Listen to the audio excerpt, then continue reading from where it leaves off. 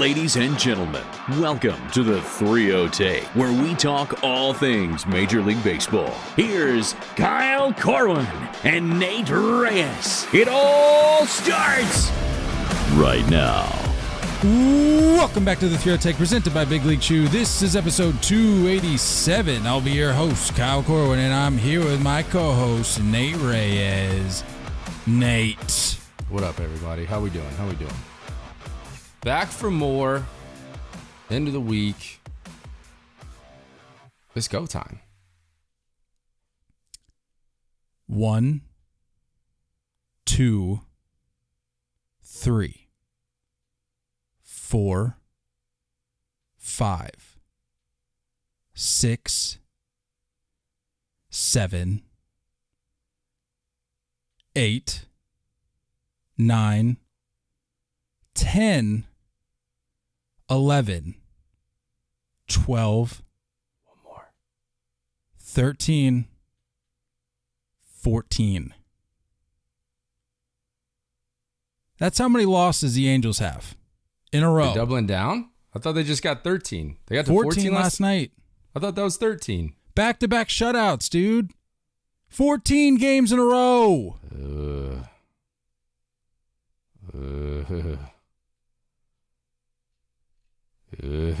Are you sure? Let me see here. When did it start? When's the last time they won? Why don't you just go to my Twitter account, Kyle Corwin Takes. May 21st was the last time they won. Yikes, that's a while. Let's see. Ready? 1, 2, 3, 4, 5, 6, 7. Let's get into June. 8, 9, 10, 11, 12, 13, 14. I've been tweeting it every night since they lost 8 straight. When they lost 8 straight, I said the Angels have lost 8 straight. Can't say I didn't warn you. And then every night since then, I've waited to tweet the next number. Did you see that what they tried to do to shake things up last night? Get the Nickelback walkout? Every player in the lineup. Every player. Tough night to be at the stadium just hearing Nickelback over and over again. You're watching a terrible team and terrible music. I'll be honest with you. I never understood the Nickelback hate. I'm not like we've talked about this. I don't mind them. I really don't. Do you know a bunch of their stuff? Yeah. I know deep tracks only. It's not a deep track. I said deep tracks. Dave Matthews. Yeah, I think they're not bad. I don't crave their, you know what I'm saying? Like I'm not like, ooh. You're not like anxiously awaiting their next album I need release? to listen to Nickelback today. It's not like that. It's just like I might go listen to some Nickelback after this. It's been a minute since I listened to some Nickelback. Just get fired up. Get it in your workout a little bit. So I've got the list here. I've got the lineup. If you want me to go through it. Yeah. So Shohei Ohtani had Photograph. I mean, I just feel like that makes sense. You're gonna stick your star with Photograph. That just makes sense. Joe Adele came up to Rockstar. That's another fairly popular one for the people that actually do like. See, these are all Nickelback. like the radio ones. They're just like, I get why people get tired of this. Jared Walsh had How You Remind Me. That one's a good one. That's an older one. Well, I think that's better than Photograph. I think Photograph is not one of the. That's so overplayed, dude. Yeah. Jared Walsh had How You Remind Me. Matt Duffy had Someday. I don't know if I've heard that one. You know that one. Have I? Or do I know that one? Yeah. Yeah. I need to look up the lyrics for this. Yeah, you know that one. Someday lyrics, Nickelback. Do I know this one? I don't think I do. No, don't play it. Don't play it. I'm going to have to flag the episode. Nah. For putting 3 in seconds. music. 3 seconds. They won't know. No, you heard it. I did hear it, and I recognize that. Yeah. I It's one of the main ones. Yeah. Juan Lagares had If Today Was Your Last Day. Yeah. That one will make you think. Yeah. Yeah. It's a little wake-up call. Nickelback's just like, hey, pay attention to what's going on, man. Enjoy your day. Could be your last. Could be your last one. Brandon Marsh had When We Stand Together. Don't know if I've heard that one. I don't think I know that one either. Jack Mayfield, What Are You Waiting For? Do I know that one? I know that one. I don't know if I know that one. Kurt Suzuki had This Afternoon. I don't know if I know that one. Tyler Wade had Animals. I have heard that one. That's a pretty aggressive one. That's an aggressive. Those are the deep tracks that you start to get into. You're like, oh, like Nickelback isn't just like some soft little radio type music. Animals gets after it. Yeah, it's if I recall, that's not necessarily a safe for ballpark. No, old T Wade just getting after it too. I'm a little surprised. He's kind of a little party guy though. That makes sense. Yeah. But clearly it didn't work. As I mentioned, back to back shutouts for the Angels. And look, last night was an extras loss, I think, wasn't it? No, it was the night before. Or no, I'm sorry. It was the shutout was the night prior to last night, or 2 nights ago. So it was Monday, it was 1-0, Tuesday 6-5, and then last night was 1-0 again. So 2 of their last 3 losses have been shutouts. Mm-hmm. Mm-hmm. And look, for the people saying, yo, guys, seriously, enough of the Angels obsession. There is nothing more worthy of conversation in baseball right now. I'm sorry. The Angels have lost 14 straight. I had a note here. The Angels are the 9th team with a losing streak of at least 14 games this century. So, yeah. I don't think one has ever gone in the postseason either. I think we're going to talk about it. I think that was something that was said too. Not one has ever made it to the postseason. I think that was after 12 consecutive losses. So 14 is just like, why are you even getting out of bed in the morning? But I mean, you're right, dude. It's just like the whole. Did you watch or see any of the highlights of the press conference when they announced Phil Nevin and the GM is sitting at? And it's like, we haven't even gotten to that. Joe Maddon gets released. Yeah. Thinking it's going to fire up the boys. So I have a theory before we get into the presser. I have a theory. Maybe Joe is playing the long game here. Maybe he's taking it up a notch. He says, let me fire up the boys. Because as we all know, he had that bases loaded intentional walk. Yeah. Maybe he's trying to one up himself and says, you know what? I'm gonna recommend myself to be released. And then he's gonna come back. The team's just gonna tear it up, and he's gonna make a return come October.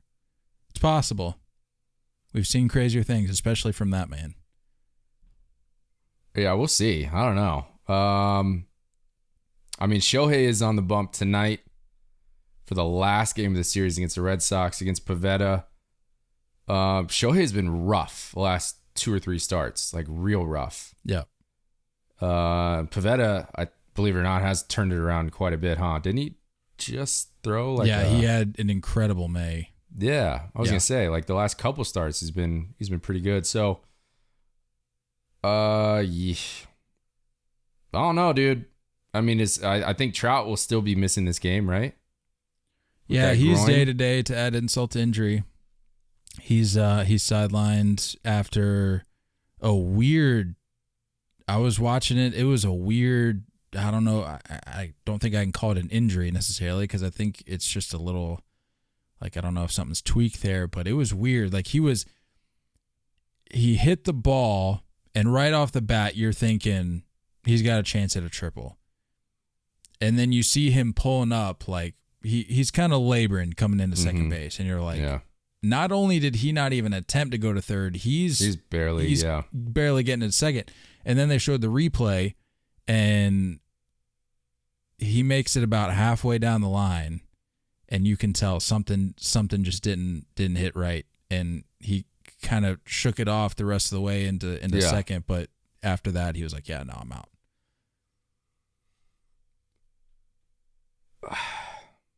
I mean, look, like no one wants to have this conversation. No one wants to acknowledge the fact that the dude just isn't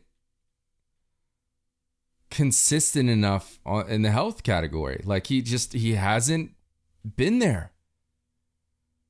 And at what point do we start saying they need to change things up, right? Like,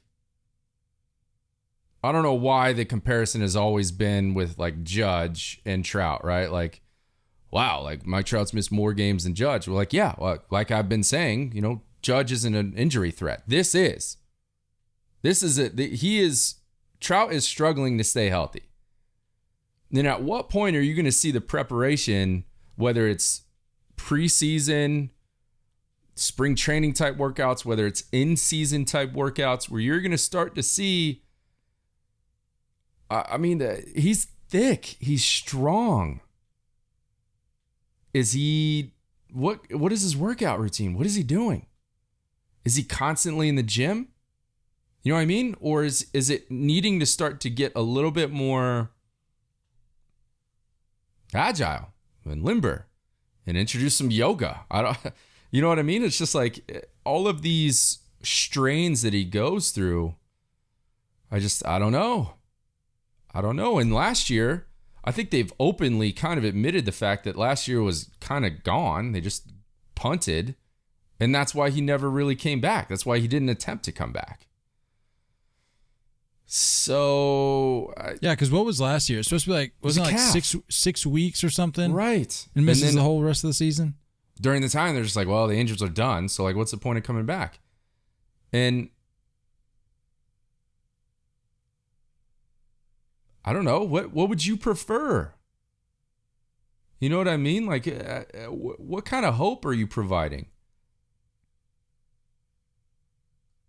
At what point are we going to start to attack Mike Trout's toughness? When are we allowed to say that?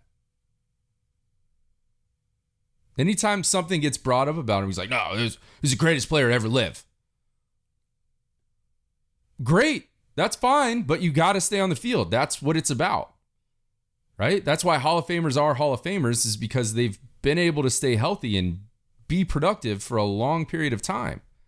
It's clear he can be the greatest baseball player to ever live. He has the skill set to be. But at what point are we going to start to do it? And it's not even like it's the game style, right? Like, we criticize Byron Buxton because Byron Buxton is like balls to the wall. I'm flying into this wall full speed. I'm laying out full extension for every ball in the outfield I can. I am pushing the envelope on the bases and sliding as late as possible on stolen bases or extra 90 just to get in the bag, right? And then we're seeing injuries pop up. It looks like Trout's are just regular motions. They're just regular stuff that he's doing. It's not like it's anything crazy, right? We're not seeing him dive for a ball and crack a rib or hurt his wrist. It's all like lower half conditioning issues. And I'm sorry, but at what point are we going to say, that's on you, dude? Like, if you're not keeping your body in shape for the every day-to-day motions, that's something separate than your play style getting you hurt. I'm sensing the Stephen A. Reyes juices flowing a little bit. I just, look, I'm burnt out on GOAT. I hate how often that's used. I hate how often people say GOAT. And I don't think GOAT is allowed to be associated with any current player. Anyone that's still playing. Anyone that still has years of stuff left to prove. I'm tired of using it. So stop. Because he's not there yet. Because even when he does get there, we're probably going to criticize the fact that, there's a good chance he may never get a ring, honestly. With how the Angels operate, there's a good chance. It's definitely not going to be this year. Ayo. No shot. Frauds. No shot. No shot. So, I like Mike Trout. Yes, he is very special. When we watch him play, you're like, yeah, you're a man amongst boys when you're going right. You really are. And I can see that your movements and your mechanics and your mindset, I wish I could clone it and have 10 of them in the league, but we can't. It's just there's something that's got to give here, dude. Like, you got to switch things up. If you're not, I don't even know if is it your cleats? Like, are your spikes too long and you're getting caught on dirt and you're just tweaking every leg muscle every year, or what's going on? But I'm done using GOAT talk, because if this is going to be the rest of his career and every year we're going to deal with something and he's going to miss 40 or 50 games,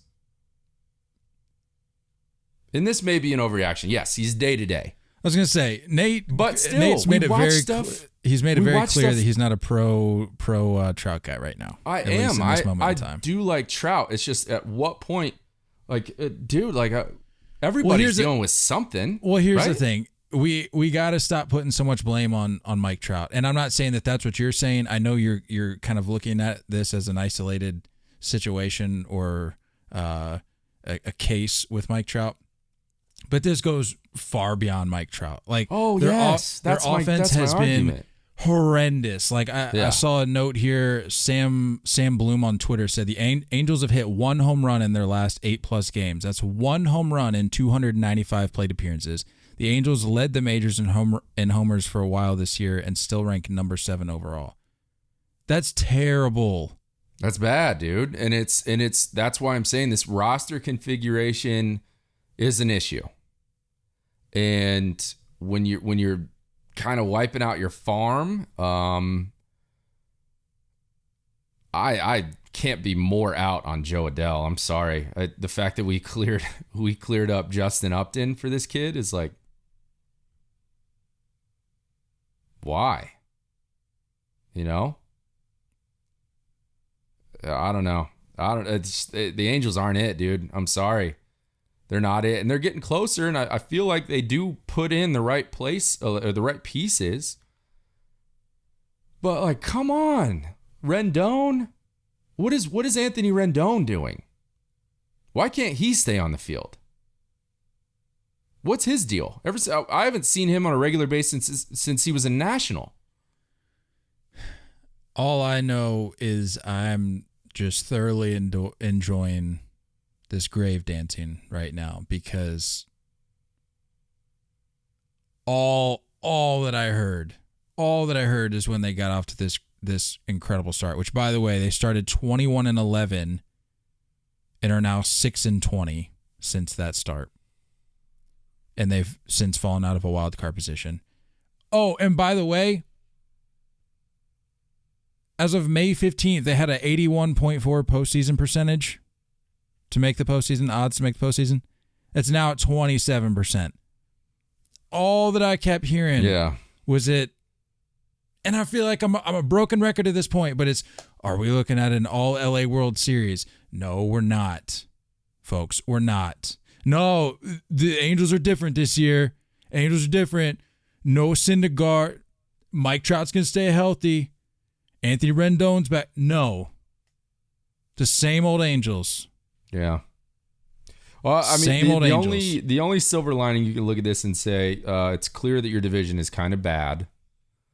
You've lost 14 straight and you're still in second place. So there is an opportunity to beat up on the rest of your division for the rest of the year. Well, in the foreseeable future, after they wrap up this series with the Red Sox, they got a 3-game set against the Mets, and then they go to, I think they're going LA Dodgers. Yeah, got a 2-game series against the Dodgers. There's a good chance this could get to 20.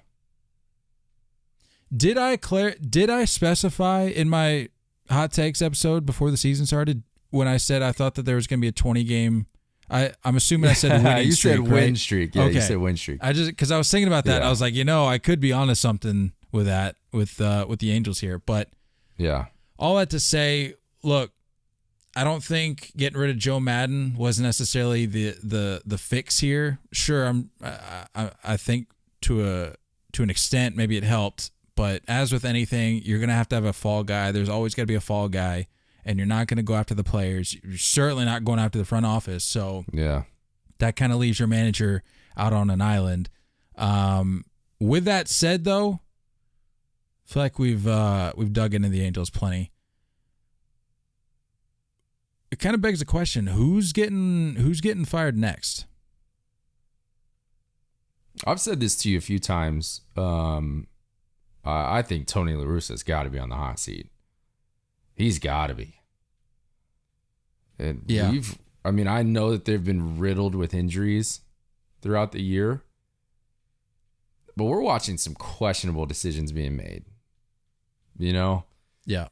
And I don't know why, but I feel like one thing you can give credit to a manager about is that next up mentality, right? Next man up, step in, do what you need to do.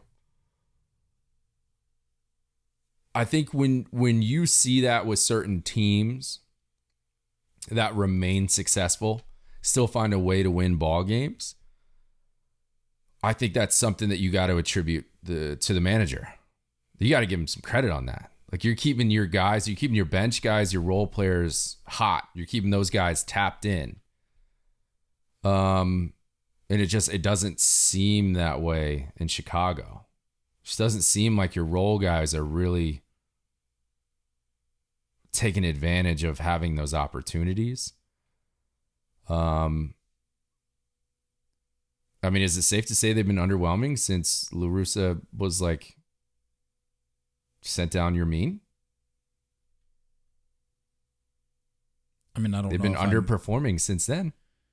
Yeah, but like we talked about, I'm not pinning that as the turning point for the organization. Like, there's much more going on than just a decision, because like we talked about, they addressed that. They handled it, whether or not it was genuine, whether or not it warranted more reconciliation.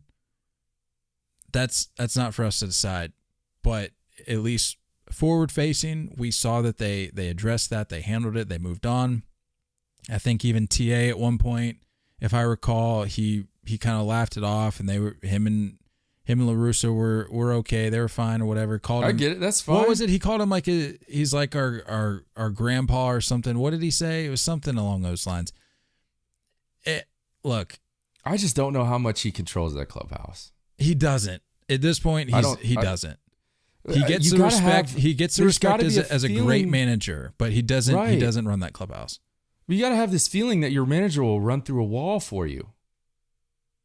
Like, your manager is going to have your back, and it's you guys against the world.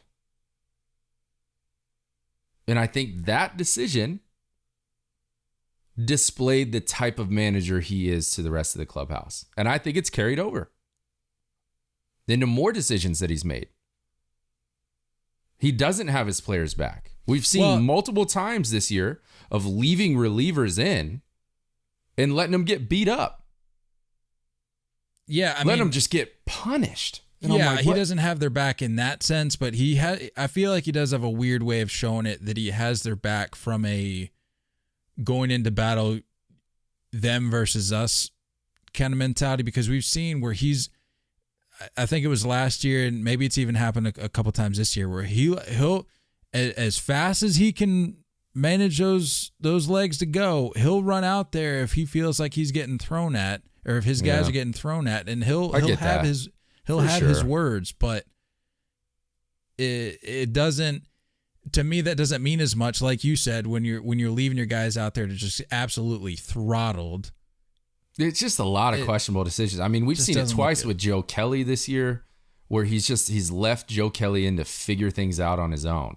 Yeah, there's a guy in the bullpen that's just chilling. He's hot, like he's ready to come in, and he continues to let guys just, it's your game to lose, I guess. And then all of a sudden, it's like a 6-run blowout. You're like, what are we doing? It's odd. There isn't this like that. The narrative has to go through the manager. What is the narrative has to be controlled. Yeah, figure it out. The manager has to control what the narrative is, and it's, you watch other guys and other teams, and they're like, well, I just want to pick up my teammate in those situations, right? Like, they pick me up, I want to pick them up, and that's the mentality.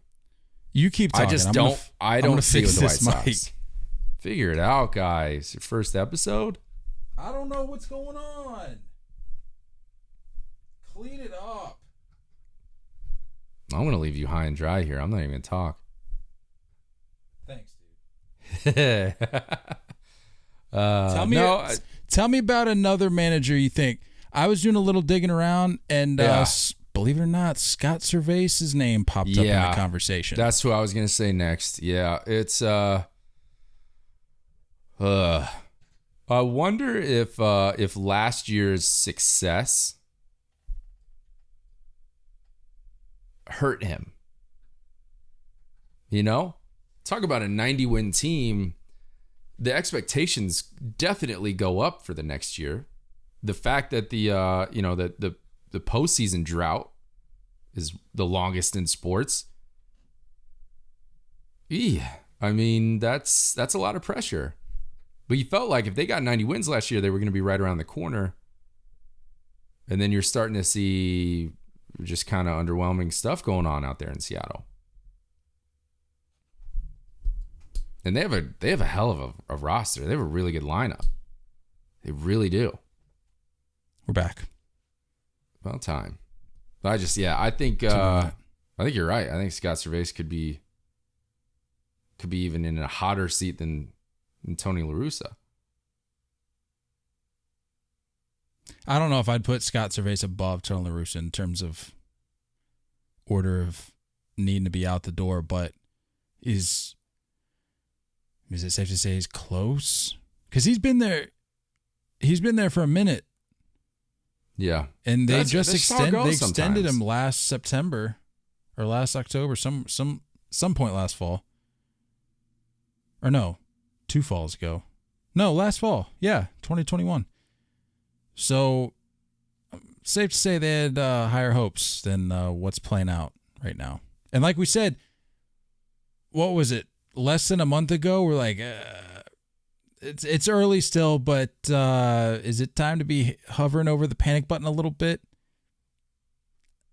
And if you can't take advantage of what the Angels are doing right now, right? That's what I'm saying. Leapfrog, come on. How are the Angels losing 14 games in a row and they're still in second place?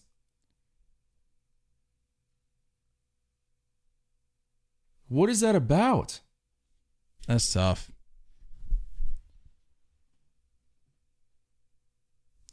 I mean, Houston's, they're professionals. You got dudes down there that know how to win. I think it just gets to a certain point where, you got to find a winning coach that knows how to win, that knows how to be in these situations. You know, when you're watching a game and you're like, they're just trying not to lose. They're not trying to win. Yeah. That's kind of what it feels like when I watch some of the Mariners games. I'm like, y'all just trying to not lose. It's a different thing. And it's nothing against Scott Cervase, but like he hasn't gotten over that hump before. Speaking of not being able to get over a hump, I think safe to say we can lump the Royals into that category as well. Yeah, Mike Matheny might be gone. Sitting at 18-37. Yeah. Mike Matheny. The only team that hasn't reached 20 wins yet. Let me list off the teams that have, that you wouldn't think had. The Orioles, 24-33. The Tigers, 23-33. The Oakland A's, 20-38. The Nationals, 21-37. Heck, throw the Marlins in that conversation. The Marlins, 24-30. The Reds have 20 wins. The Reds have 20 wins. They're 20-36. They're 12 games back, but they've got 20 wins. Good for the Reds. And the Rockies and the D-backs. Rockies have 20. They're 24-32. The D-backs are 27-31. The only team in Major League Baseball to not reach 20 wins, the Kansas City Royals. I think it's safe to say Mike Matheny's days in Kansas City are limited. Yeah, I would agree. And that again, like I don't. When you look on paper, I don't think they're the worst team in baseball. Do you? You look at that roster and No, you're like, I don't. no shot. Like you have a potential phenom and a prospect in Bobby Witt. Whit Merrifield knows how to hit. You got Benintendi that's turning things around, starting to hit. You have a Gold Glove. I think he's actually won a Platinum Glove in Sal Perez. What's going on? You'd be able to string together some wins, dude. Carlos Santana knows how to hit still. Not what he used to be, but he still knows how to hit. You got to be able to put up some wins in that division. I agree. 100% agree. A negative nine. I wouldn't say it's the worst division in baseball, but it's No, down but there. like you get, especially with the way the White Sox are playing, like you just, if you're a team that is meant to be in the postseason, you have to be able to take advantage of other teams in your division playing absolutely terribly. For the White Sox standards, they're not playing terribly. Yeah. But they're not playing great ball. You just got to find a way to win some of these games. I don't think, as we've mentioned, I don't think the Twins are going to, I mean, I say sustain. They only got a .569 winning percentage, so I mean, it's not like they're playing out of their minds.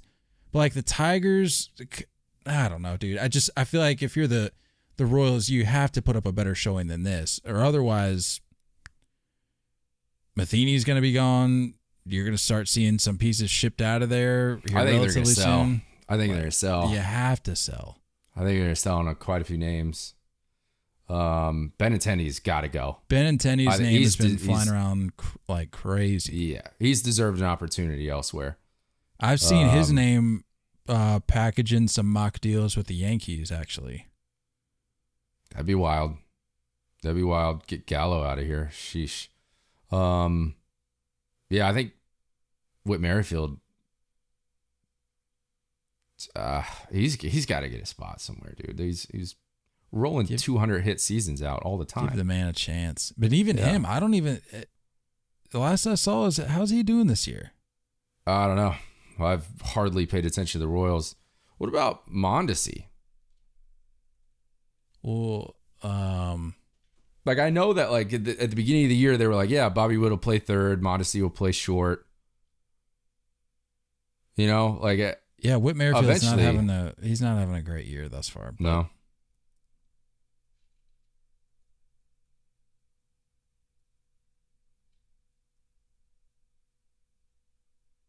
Yeah, Benintendi's leading a lot of categories for him. yeah, it's a By guarantee. far their best player. Yeah, it's a guarantee that he's out of there. I mean, Michael A. Taylor, I think he could step in and be a solid outfielder for somebody. He's an incredible outfielder, first of all. If you just get an average year out of him offensively, you're good.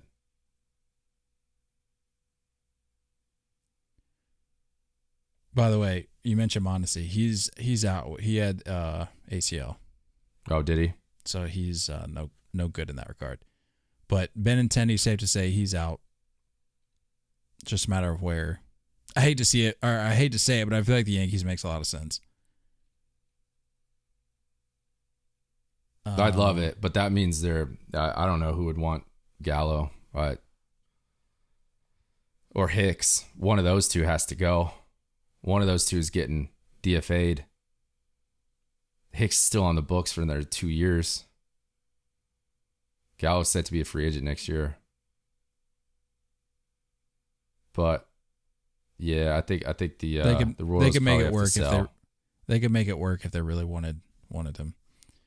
I think they could too. Pitching wise, I mean, I don't know what's going on. It's who's another manager that has been rumored to potentially be let go, Dave Martinez. It actually just came out, I believe, yesterday.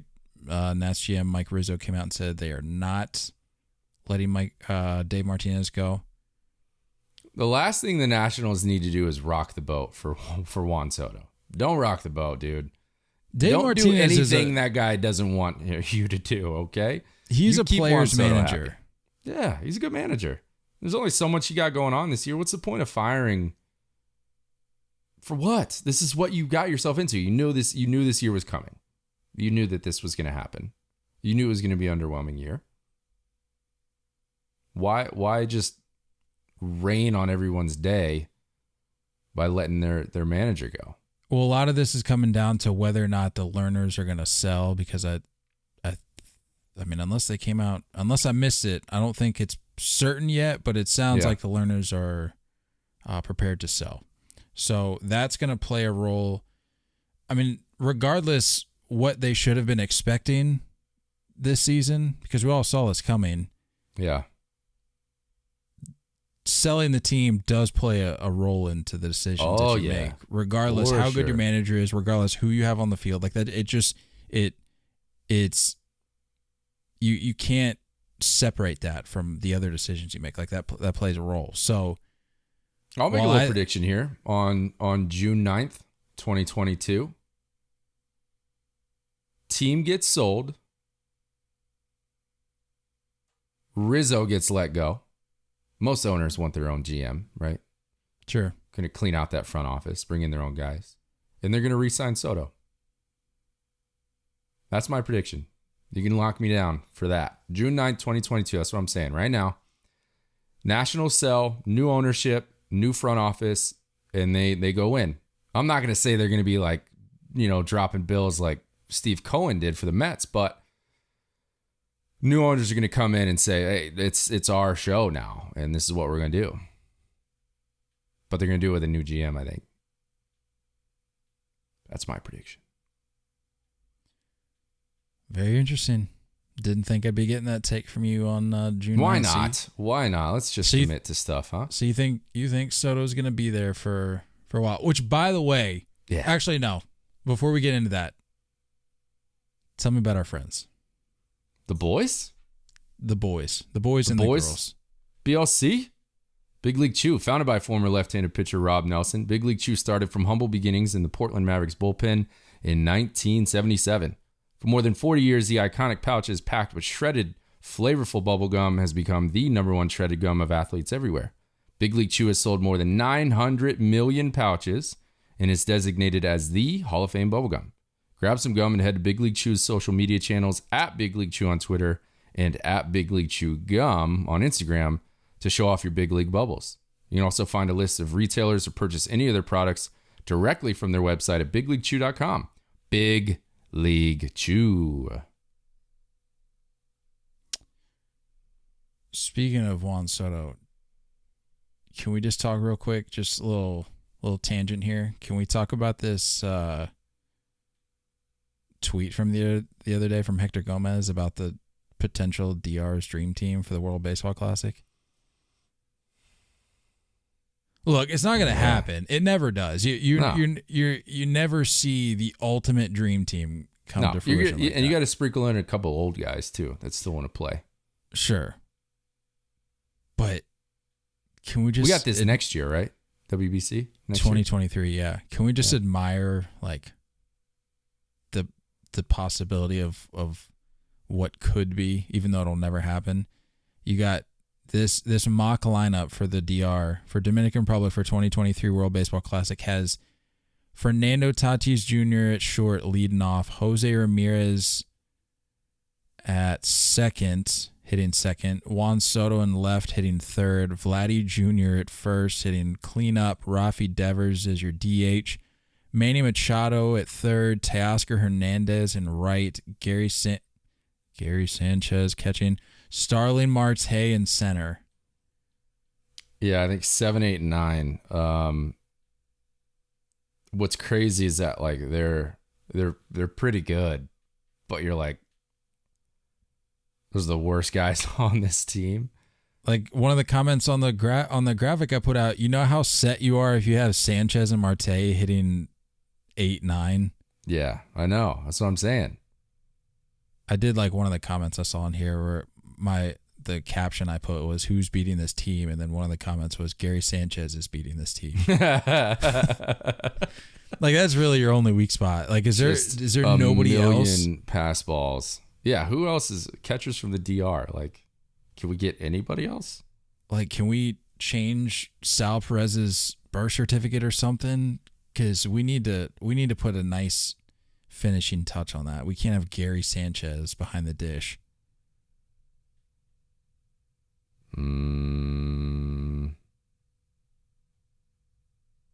Yeah, it's pretty light in here. Not great. Slim pickings. Yeah, I mean, we didn't need to go into depth. I just wanted to bring that up because, man, I saw that and I was like, that's terrifying. But another name on here, Manny Machado, made headlines recently for his comments about Albert Pujols. And believe it or not, Manny Machado, I feel like was in the right here. 1,000%. We said it's a this, rarity. We've been saying this for the last 2 years.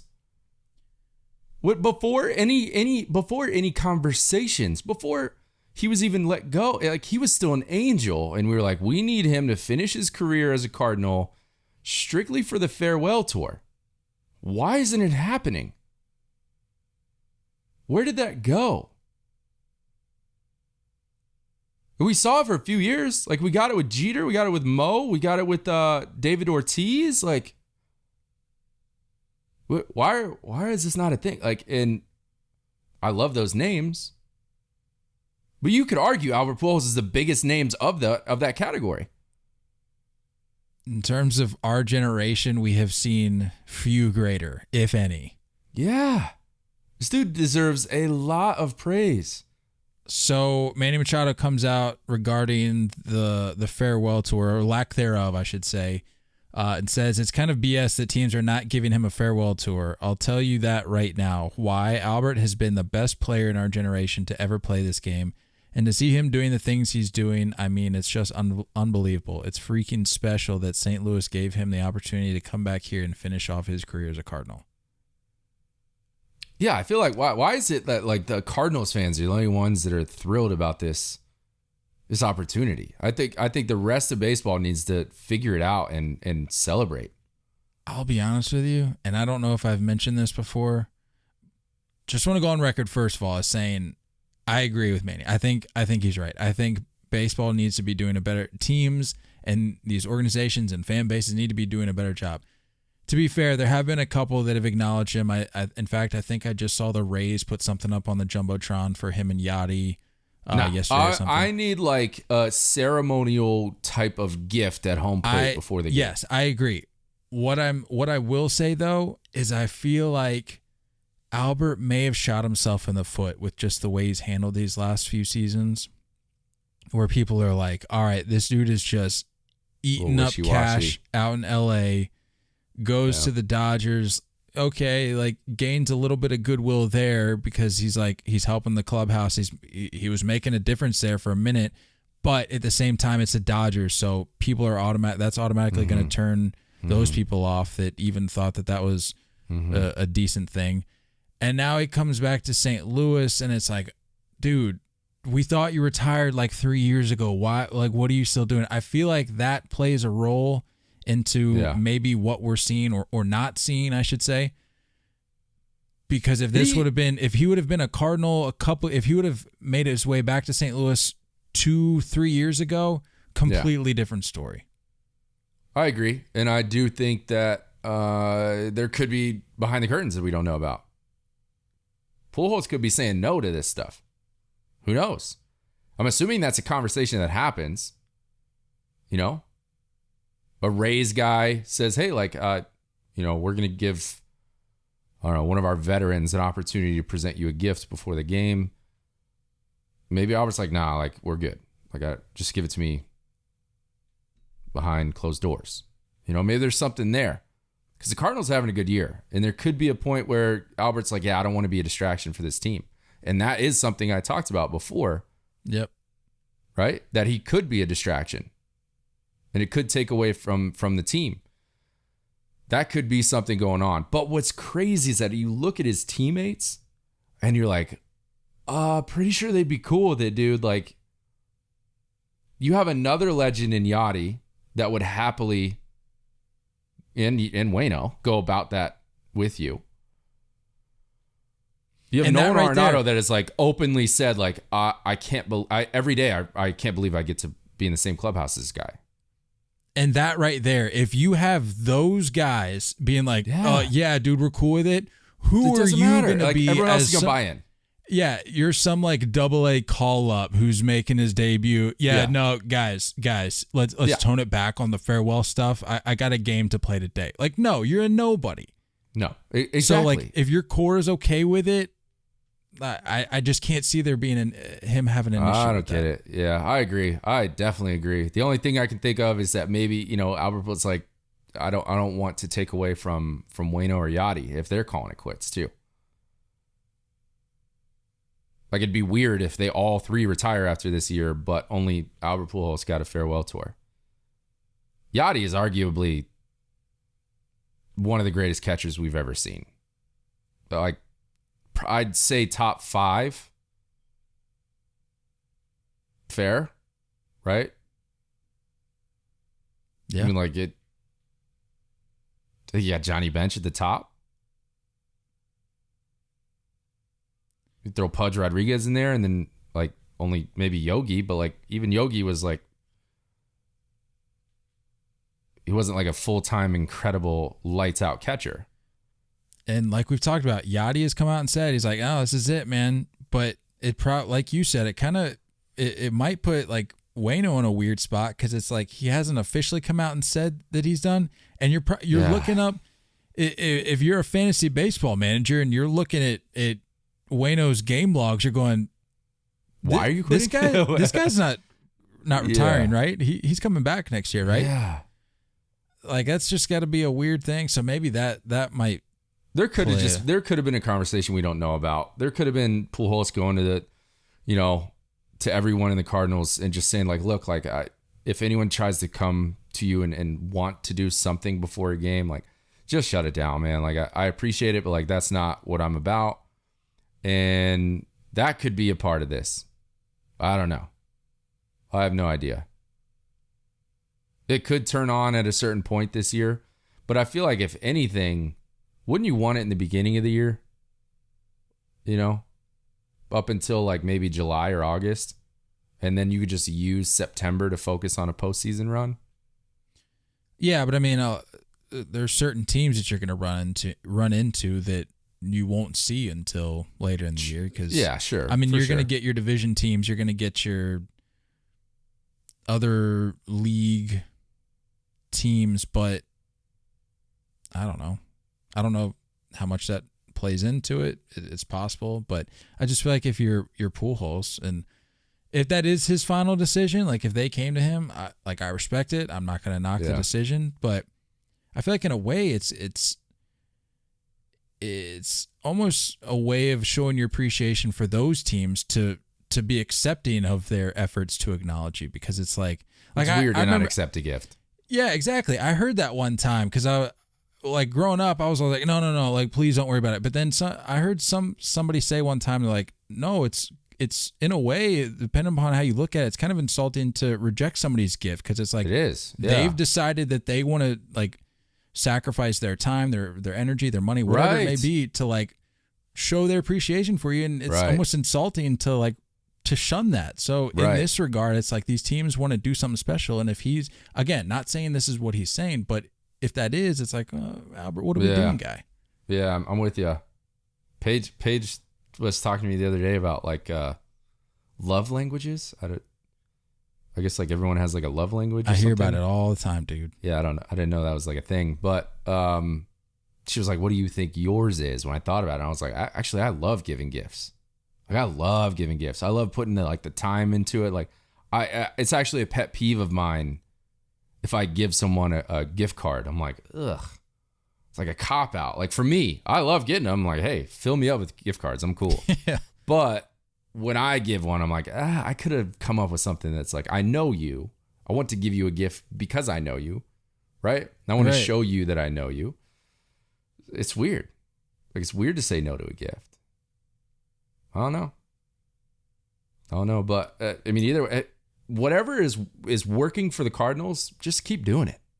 They're a half game back of the Brewers entering Thursday. Playing good ball. Playing real good ball. And yeah, I agree. I don't think there's anyone in that roster that would say no to that. Goldschmidt's a machine. That guy is just like a robot. Like you could piss in that guy's Cheerios in the morning and he's still going to go out there and roll out 3 hits. Like, that's just, you know what I mean? Who else is going to say anything? No one's going to say anything. I don't see Tommy Edman rolling into the clubhouse. No. All right, what clown show are we going to have to put up with today? Yeah. Pregame. No one's going to say that. Yachty's going to love it. Waino's going to love it. Nolan Arenado's going to be a fanboy and be like, yes, please give him a gift. He's amazing. And then you got no one else in there that even like really has a voice or should have a voice in this argument. Fall in line. Nate, closing the book here before we get into the 3-0 fake number 5, the pyramids. Just got some items to walk through here. But before we do that, let me tell you about SeatGeek. Nate, it's the answer to all your ticket needs. Are you looking for tickets? Do you have plans of friends or family to make it to an upcoming game or concert? Or are you even looking months ahead to nail down a date to get tickets before they sell out? With SeatGeek, you can find tickets, games, concert shows, and even theater performances with just a few easy clicks, or making it even better for you if you're a first-time user. SeatGeek, next time you add some tickets to your cart, use our promo code the number 3, the number 0, take pod. That's our social handle at checkout to save $20 instantly off your first purchase as a first-time user. It's all you got to do to say some of that. Good hard cash. Enter promo code the number 3, the number 0, take pod at checkout. Closing the book, Marcus Semien. Worth noting, been on an absolute tear the last couple weeks. Sheesh. Doubleheader against, I believe it was the Guardians yesterday. 7 hits, including 3 bombs, which, by the way, no one's done that since 1973. I believe it was Joe Morgan, actually, if I recall. Hey. Love our boy Joe. As of Wednesday, possibly Tuesday, I think as of Wednesday, Marcus Semien's last 12 games, he's had 18 hits, 6 walks, 6 homers, and he's 6 for 6 on stolen bases with an OPS of 1.147. So safe to say that Marcus Semien is back to normal. Yeah, I think it's starting to build a little bit, and that's okay. I mean, the guys have slow months, man. We just forget that sometimes. You mentioned it last time. You mentioned the last few episodes. The law of averages is gonna play out for certain guys. And I like what the Rangers are doing. Personally, I like what they're doing. I don't think they need to do anything at the trade deadline, buy or sell. Just stick with what you got and start to build a foundation. And that's what they're starting to do. I like it. And they've got a good core. Like, obviously they just bought their middle infield, but like Nathaniel Lowe, Adolis Garcia. I mean, Martin Perez is like resurgence is an understatement for what that guy's doing on the bump. Like they got good stuff going. I say stick with it. And for Seager and Semien, it's a little bit of, I got to show this fan base that I am an all-star and I'm going to do this every year. So it's better for names like this. It's better for them to succeed. And you know that bet on himself year wasn't a fluke if he turns it around. Steven Strasburg is making his season debut tonight versus the Marlins. I think they're in Miami. Yeah, they're in Miami. And this will be his first start since July 2021. I think I saw something the other day where he, over the last 2 seasons, has only made 7 starts. Yeah. Not great, but good to see him back. From what I saw, I mean, little plug here. I got him on fantasy. I snatched him up a little while ago and just sat on it because I saw good progression with his rehab. It looks like with his few starts in the minors, it looks like he was wheeling and dealing. So how ramped up is he though? Are we looking at 60 pitches for the first couple starts, or? I'm assuming that's what it's going to be. Yeah, I mean, he's they're another not guy that I just wish we got to see him fully healthy for a long stretch in his career. Yeah, I mean, they're not going to throw him out there for 100 plus, but let's see.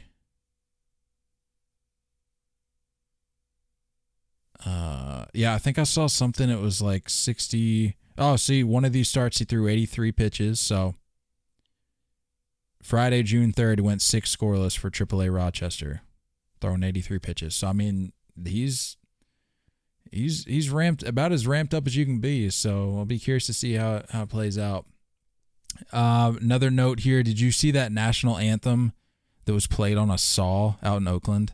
Did you see that video? Weird. Very weird.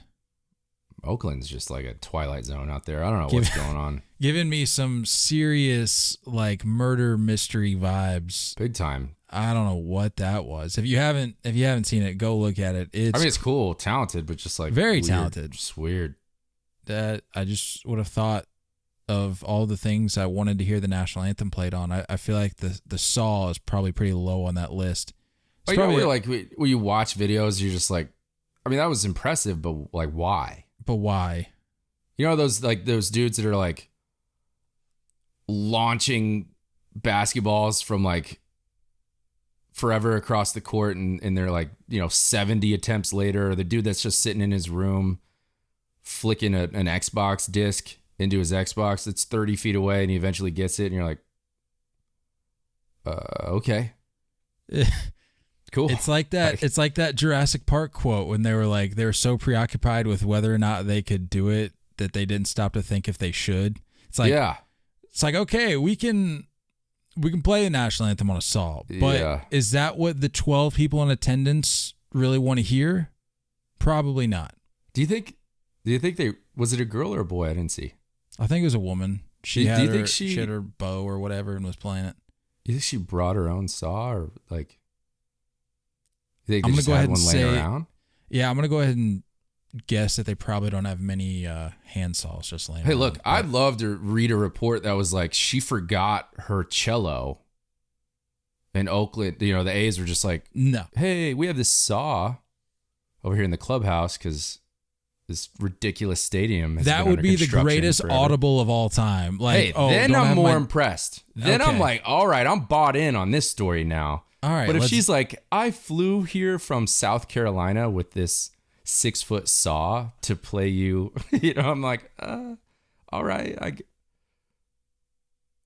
There's a reason that's not an instrument. somebody Like, somebody. I mean, anything's an instrument if you make it one. Yes. Somebody dig into that for us. Somebody figure out whether or not that was intentional or if she forgot her cello. Last note I got here. Did you see the Mike Zunino Florida Man bobblehead? I'm a fan. Big fan. I'm Big a fan of those. In case you haven't seen them, the Rays are making a Florida Man Mike Zunino bobblehead, which features a cutoff jersey, jean shorts, boots, and an alligator eating a baseball.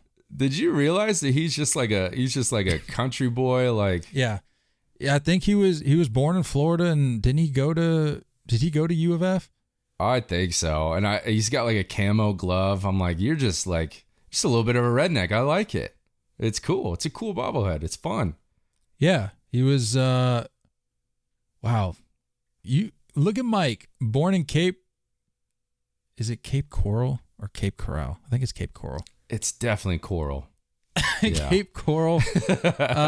Born in Cape Coral, Florida. Yeah, I don't know why I said Corral. I told you, anytime there's a decision to be made on how to pronounce something, I always get it wrong. I'm glad you asked. If you just committed to Corral and rode that, I don't know if I would have. Corral is 2 R's, no? I thought it had an E at the end, no? No. I don't even think that's a word.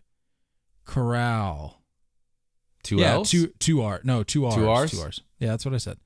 2 R's. No, Mike Zunino was born in Cape Coral, Florida, and went to the University of Florida.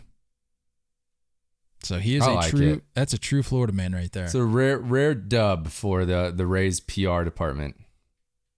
Rare Facts. dub there. That's all I got on closing the book. Nate, I think it's time to talk about some pyramid conspiracies. Episode 5. The 3-0 fake. All right, so you I can see how excited you are in your face. I like it. You sent me a TikTok about I did. the pyramid conspiracies. And let me just say, I watched it and I was blown away. I had no idea. That's what I'm saying. I had no idea. These pyramids just make no sense to me. Can you, for the chasers, can you summarize just like briefly the main points of that, just in terms of like the angle, the direction, mathematical the precision? Basically, what the video was saying is that like the blocks are made into a cubit. It's what it's called, which is a certain size, shape and weight and everything, and it's perfectly made to where I think it's like it's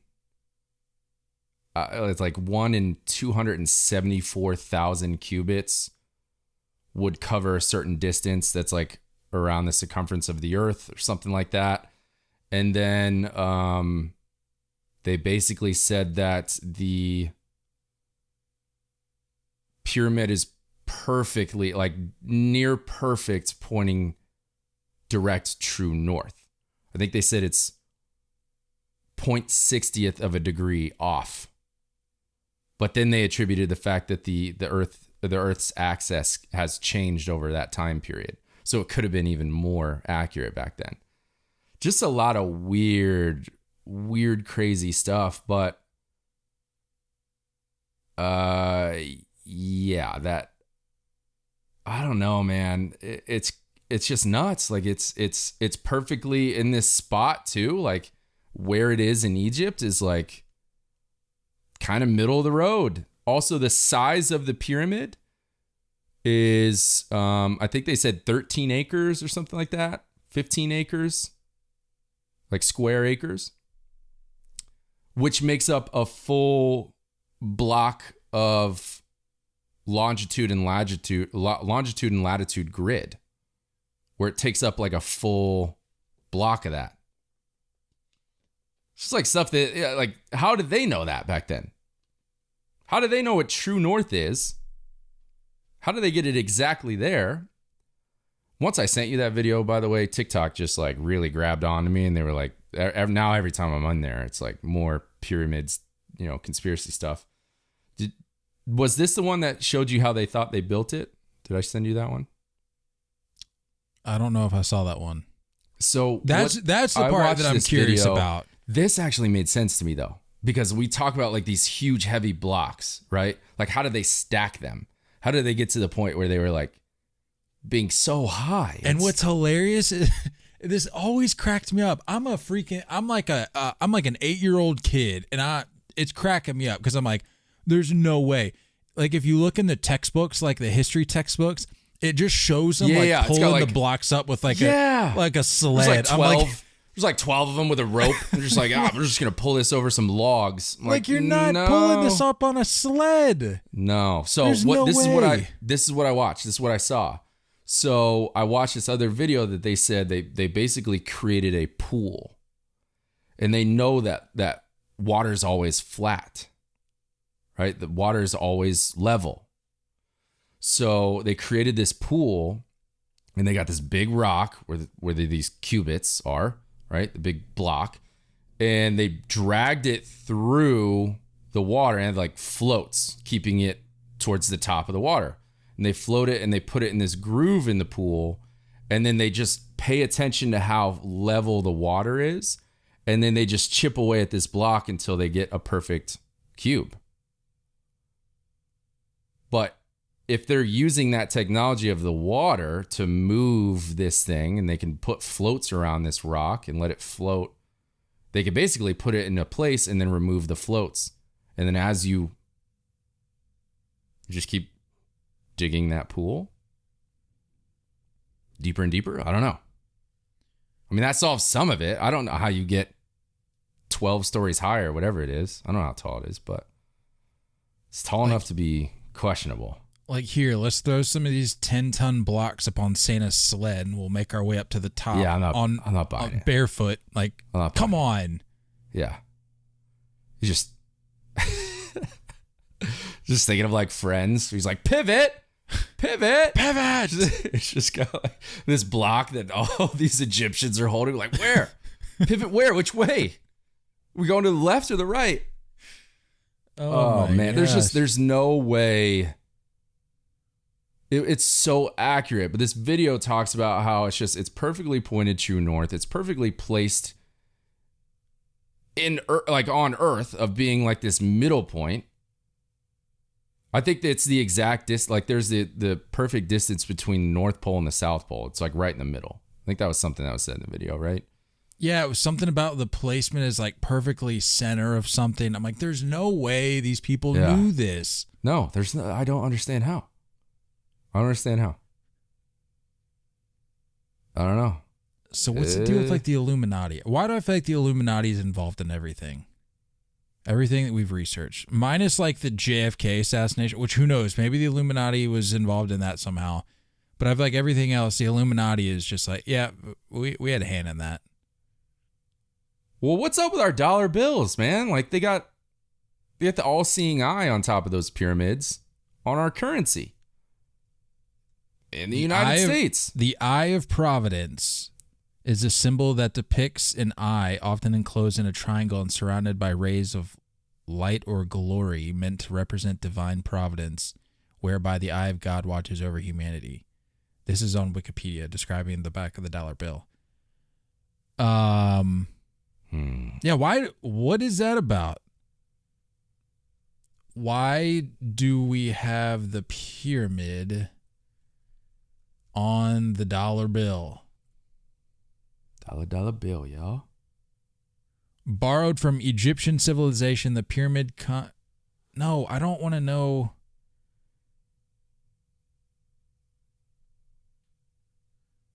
That's one thing that doesn't make sense. For a country that prides itself in being able to separate itself from a nation, it sure seemed to latch on to Egyptian civilization here. Yeah, very interesting. Very interesting. I just think it's wild that it's like it's the perfect shape. Like we talked about, if you start at the bottom and it's like, it's all good. It's only 2 inches off. By the time you get to the top, after all these stacks of cubes, it's gonna be like 8 feet off because all you did at the bottom was just you messed it up by 2 inches. There's no way that they had like the tools or knowledge. That just means you're gonna have to throw everything back on Santa's sleigh and start all over. It's odd, dude. It's odd. Yeah, there's something real fishy about the pyramids. I don't know. I can't put my finger on it, but I don't know, dude. Yeah, this little part of the video where it goes off the center and it goes off in the 6 directions. It's like it's a perfect alignment with our longitude and latitude lines. What is that about? I don't understand. How did you get there? Okay, so the cubit equals 1.86 feet, by the way. So it's 1.86 all the way around. It's a perfect cube. And didn't it say there's like 25 million of those? Like, it's like 25 million cubits or something all the way around the earth. And it starts with the pyramids or something. I don't know. Something really strange. 365 cubits long is the pyramid. 365 days in a year. Interesting. Real interesting. This is saying that like the size of it is, like I mentioned, like a perfect longitude and latitude, like, I don't know, what do you call those? Like measurements, like squares? Oh, you're talking about like on a globe? Yeah, when you're looking at like a globe, you got like the longitude and latitude like lines, it's like a parallels. grid. Like Yeah. it's just like a grid everywhere. Yeah. Of all those lines. Like that's how we know coordinates, right? That's there. This one, ooh, let me go back to that part. That was cool. The coordinate is like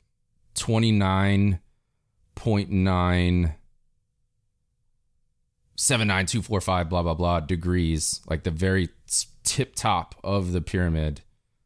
The coordinate is like 29.979 or whatever.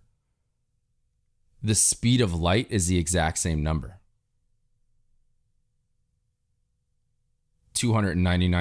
299,792 meters per second.